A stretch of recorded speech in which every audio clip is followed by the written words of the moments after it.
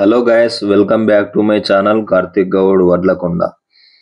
ఈరోజు కూడా ఒక కొత్త ఇది చెట్టు కోసిన ఫ్రెండ్స్. అసలు ఎంత ఘోరం ఉండే అంటే చెట్టు దాదాపు ఒక 5 సార్లు వచ్చిన చెట్టు దగ్గరికి కోద్దామని. కానీ ఆ సీదుని చూస్తేనే భయం అవుతుండే. రే కోద్దాం తీ అనుకుంటా ఇప్పుడు రావడం ఇది ఒక 6వ సారి.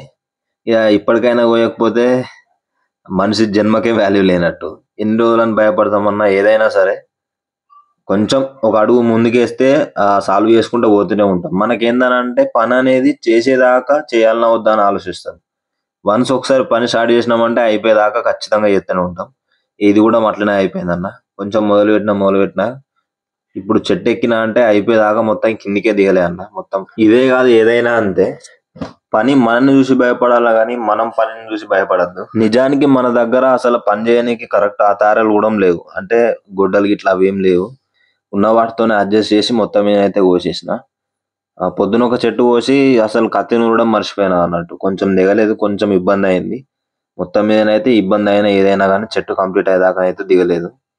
మీరు చూసుకోవచ్చు వీడియోలా. ఇంత రిస్క్ చేయాల్సిన అవసరం లేకుండా కానీ ఇప్పుడు ఎట్లయినా తాళ్ళు మొత్తం బంద్ అయిపోయినాయి. ఇవి ఏందనంటే మా మామ వాళ్ళు బియ్యంగా మిగిలిపోయినాయి అన్నట్టు. అంటే సీదు బాగున్నాయన్నా లేకపోతే వాళ్ళకి వీలు కాక ఇవి ఇచ్చిపెట్టిన చెట్లు అన్నట్టు మనం కోసేది. మొత్తం మీద వీటి వల్లనైతే కొంచెం ఈత చెట్ల మీద ప్రాక్టీస్ అనేది ఒక గ్రిప్ వచ్చింది నాకు. ఇది దాదాపు 8వ చెట్టు అనుకుంటా నేను స్టార్టింగ్ నుంచి నేర్చుకోవడం. మెల్లమెల్ల మొత్తం అన్ని యూట్యూబ్ లో చూసుకుంటూనే నేర్చుకున్నా. నిజానికి వీడియో చూస్తున్న వాళ్ళు కూడా మంచి మంచి కామెంట్లు పెట్టి నాకు కొంచెం పని రాకపోయినా ఒకవేళ పని చేయకపోయినా కానీ చాలా మంది ఇట్లా తమ్మి అట్లా తమ్మ అని మంచిగా నేర్పించారు. మీ అందరికీ నా ధన్యవాదాలన్నా. మీ మేలు ఇప్పుడు మర్చిపోను. ఇది కోసేసరికి దమ్ము అయింది. అసలు మొత్తం ఫుల్ చీదు. ఇక పక్కనే బాయి గడ్డకే జస్ట్ కొంచెం అటు ఇటు అయినా బాయిల దుంకుడే. మనకి ఈత వస్తుంది, అది వేరే విషయం అనుకో. మొత్తం మీదనైతే కంప్లీట్ చేసేసిన. మా వాళ్ళు కూడా బాగా హెల్ప్ చేసారు.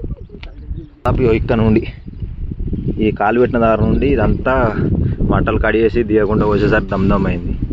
కత్తులో షార్ప్ కూడా పోయినాయి, అందుకనే ఇట్లా వచ్చింది అన్నట్టు. మంచిగా కొయ్యాలని అనుకుంటే కత్తి మాత్రం మంచి షార్ప్ ఉండాలి. షార్ప్ లేకపోతే ఇట్లా అయిపోతుంది అన్నట్టు. మీరు తీగ చూసుకోవచ్చు, మొత్తం తీగనే. దీనికి చాలా అంటే చాలా ఇబ్బంది అయిపోయింది. ఎంత ఇబ్బంది అయినా కానీ మన పని మనం చేసుకుంటూ పోవాలి.